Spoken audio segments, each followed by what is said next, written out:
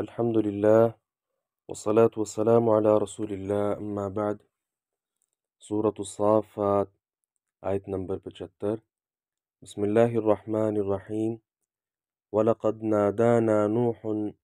فَلَنِعْمَ الْمُجِيبُونَ، اور بلا شبہ یقیناً نوح علیہ السلام نے ہمیں پکارا،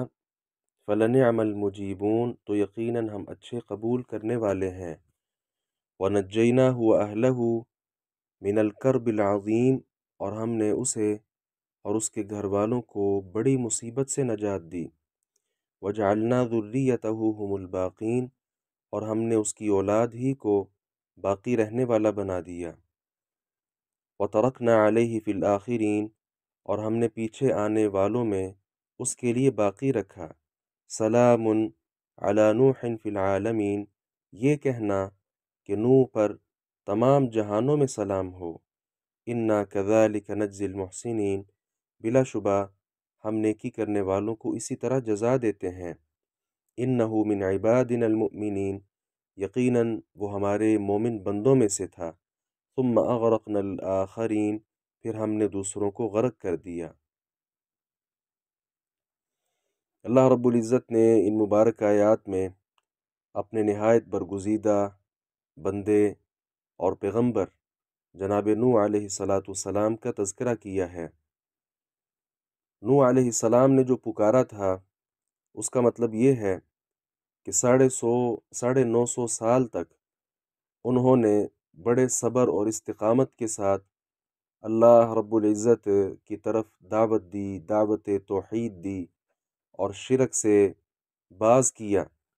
لیکن جب اللہ رب العزت نے آگاہ کر دیا تھا نوح علیہ السلام کو کہ جتنے لوگ ایمان لا چکے بس یہی ہیں، بقیہ لوگ ایمان لانے والے نہیں ہیں، تو اس وقت نوح علیہ السلام نے پکارا تھا کہ مجھے ان ظالم لوگوں سے پھر نجات چاہیے، مشرک لوگوں سے نجات چاہیے۔ تو اللہ رب العزت نے نوح علیہ السلام اور ان کے اہل کو اس بہت بڑی جو مصیبت تھی، تکلیف تھی، پریشانی تھی کہ 950 سال تبلیغ کا بھی کوئی خاطر خواہ فائدہ وہ محسوس نہیں کر رہے تھے، اس سخت مصیبت سے ان کو نکال دیا۔ اور ایک بہت بڑا اعزاز اللہ رب العزت نے جناب نوح علیہ السلام کو بخشا، اور وہ یہ کہ ان کو بس عام یوں سمجھ لیں کہ آدم ثانی کا رتبہ دے دیا۔ آدم علیہ السلام ساری انسانیت کے باپ ہیں، ان کے بعد سارے لوگ ختم ہو گئے، نوح علیہ السلام کی اولاد ہی پھر آگے چلی، اور اب تک جتنے انسان آپ کو نظر آتے ہیں یہ سارے نوح علیہ السلام کی اولاد سے ہیں، اور ظاہر ہے نوح علیہ السلام آدم علیہ السلام کی اولاد سے ہیں، تو گویا آدم ثانی کہا جا سکتا ہے نوح علیہ السلام کو۔ پھر ہم سورہ بنی اسرائیل میں پیچھے پڑھ آئے ہیں کہ ان کے ساتھ ذریۃ من حملنا مع نوح کے ساتھ جو لوگ ہم نے سوار کیے ان کی اولاد، تو اس کے متعلق مختلف باتیں ہیں۔ بعض لوگوں نے یہ لکھا کہ یہاں اجمال ہے، ابھی ہم جو آیت مبارکہ پڑھ رہے ہیں اس میں اجمال ہے کہ نوح علیہ السلام کی نسل کو باقی رکھا، اور سورہ بنی اسرائیل کی اس آیت میں تفصیل ہے کہ صرف نوح علیہ السلام کی اولاد نہیں بلکہ ساتھ جو اہل ایمان تھے ان کی اولادیں بھی، لیکن زیادہ تر اس بات کو تقویت دی گئی ہے، اور امام طبری نے بھی اپنی تفسیر طبری میں عبداللہ ابن عباس رضی اللہ عنہما کا صحیح سند کے ساتھ قول نقل کیا ہے کہ نوح علیہ السلام کی اولاد کے سوا کوئی باقی نہیں رہا تھا۔ اسی طرح میں نے دیکھا ہے تو یاقوت الحموی نے اپنی کتاب معجم البلدان میں بھی اس بات کا تذکرہ کیا ہے کہ جناب نوح علیہ السلام کے ساتھ 80 لوگ تھے، جیسے کشتی سے وہ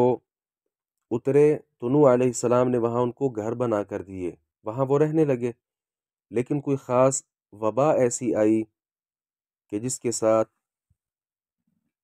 وہ 80 کے 80 لوگ فوت ہو گئے، اور نوح علیہ السلام کی جو نسل ہے یہی آگے باقی رہی۔ اس کے متعلق جامع ترمذی میں روایات بھی 2 موجود ہیں، اس میں بھی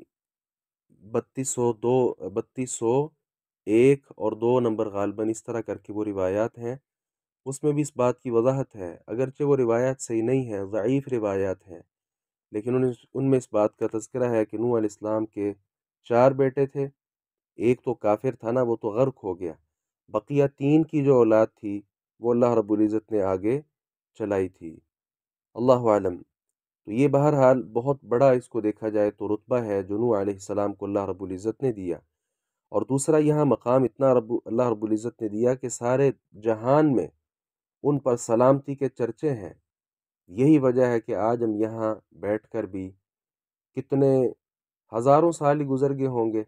نوح علیہ السلام کا یہاں پر تذکرہ، اور تذکرہ عام تذکرہ نہیں بلکہ وہ تذکرہ کہ جو بڑے باوثوق ذرائع کے ساتھ، مطلب اللہ رب العزت کی کلام کے اندر ہے، ہم وہ تذکرہ پڑھ رہے ہیں۔ اللہ اکبر کبیرہ۔ تو نوح علیہ السلام کا ایک تو آدم ثانی ہونا، اور دوسرا ان کا رہتی دنیا تک کہہ لیں یا تمام جہانوں میں ان کا چرچا ہے۔ یہی وجہ ہے کہ اہل اسلام بھی دعوت توحید میں نوح علیہ السلام کو ایک کلیدی درجہ دیتے ہیں، اور دوسری طرف حیرانگی کی بات ہے ایران کے مجوسی آگ کی پرستش کرنے والے بھی نوح علیہ السلام کو اپنا قائد اور نبی سمجھا کرتے تھے۔ اللہ اکبر کبیرہ۔ اللہ رب العزت نے فرمایا کہ ہم جو احسان کرنے والے ہیں، نیکیاں کرنے والے ہیں، ہم انہیں ایسے ہی بدلہ دیا کرتے ہیں۔ اس میں جناب محمد صلی اللہ علیہ وسلم اور آپ کے اصحاب کے لیے بطور خاص خوشخبری ہے کہ آپ چونکہ احسان کرنے والے، نیکی کرنے والے ہیں، تو نوح علیہ السلام کے اسوہ کو سامنے رکھیے، جو بھی احسان کرنے والا ہو ہم اس کو بہترین بدلہ دیتے ہیں۔ بقیہ لوگوں کو اللہ رب العزت نے فرمایا کہ ہم نے غرق کر دیا تھا۔ یہاں پہ کئی سبق ہیں سمجھنے والے۔ ایک سبق ہمیں یہ بھی سمجھنا چاہیے کہ دعوت کا کام کرتے کرتے تھکنا نہیں چاہیے، یہ اللہ تعالیٰ سے بطور خاص دعا بھی کرنی چاہیے کہ اللہ تعالیٰ ہماری مدد فرمائے۔ ہم میں سے کئی لوگ الحمدللہ دعوت کے میدان میں ہیں، کوئی زیادہ دے رہا ہے، کوئی تھوڑی دعوت دے رہا ہے، تو جتنی بھی دے رہے ہیں اس میں دوام ہونا چاہیے، ہمیشگی ہونی چاہیے، نوح علیہ السلام کی طرح صبر و استقلال، یہ چیزیں ہونی چاہیے۔ جبکہ دیکھنے کو کیا ملتا ہے، ایک دو بار کسی کو بات سمجھائی جاتی ہے، وہ نہ مانے تو ہم فوری طور پر دعوت کا کام چھوڑ دیتے ہیں، یار سمجھایا تو تھا میں نے، اس کو مانتا ہی نہیں ہے۔ کتنی بار میں نے اس کو کہا کہ ایسا نہ کرو، سود نہ کھاؤ، اللہ تعالیٰ کے ساتھ شرک نہ کرو، بدعات کی طرف نہ جاؤ، ماں باپ کی نافرمانی نہ کرو، جی بر وقت نماز کے لیے تشریف لایا کرو، روزے پابندی کے ساتھ رکھو، استطاعت تمہارے پاس موجود ہے، حج پر جاؤ، وغیرہ وغیرہ۔ اس کو سمجھاتا رہتا ہوں، مانتا ہی نہیں۔ تو اس کا یہ مطلب نہیں کہ آپ دعوت کا کام چھوڑ دیں، بلکہ جاری رکھیں، جاری رکھنی چاہیے دعوت۔ اللہ تبارک و تعالی حق بات کو سمجھنے اور اس پر عمل پیرا ہونے کی توفیق عطا فرمائے۔ وآخر دعوانا ان الحمد للہ رب العالمین۔